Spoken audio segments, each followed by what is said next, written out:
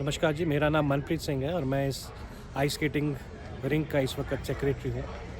आपको मैं बताने में खुशी होती है कि इस वक्त जो है हमारे 21 सेशन जो है तकरीबन 20 सेशन जो है स्केटिंग के हो चुके हैं और काफ़ी उत्साह है बच्चों के अंदर इस स्पोर्ट को लेके।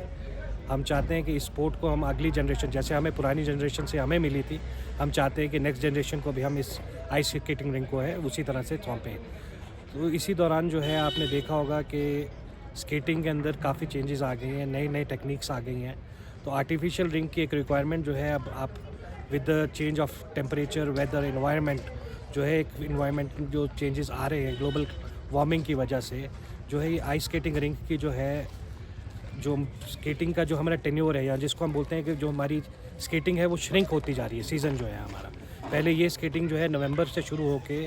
फरवरी एंड तक चले जाती थी, बट फ़िलहाल अब जो है ये दिसंबर मिड में शुरू हो रही है और फेब से पहले ही तकरीबन ख़त्म हो जाती है, क्योंकि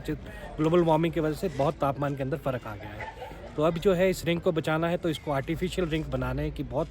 ज़रूरत है और हमारी इसी जो है मुहिम को जारी अपना रखते हुए हमने गवर्नमेंट के साथ जो है ये प्रोजेक्ट एक शुरू बोला है प्रोजेक्ट गवर्नमेंट को करने के लिए। तो हम चाहते हैं कि गवर्नमेंट को इस प्रोजेक्ट की तरफ पूरी तवज्जो के साथ इसको देखें, ताकि जो है इस रिंग को हम जनरेशन को, नेक्स्ट जनरेशन को दे सकें।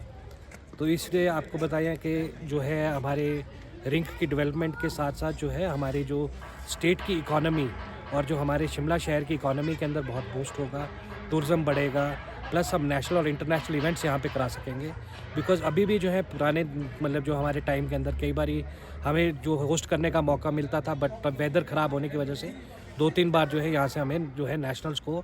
शिफ्ट करना पड़ा गुड़गांव के अंदर, जो एक छोटा-सा रिंक है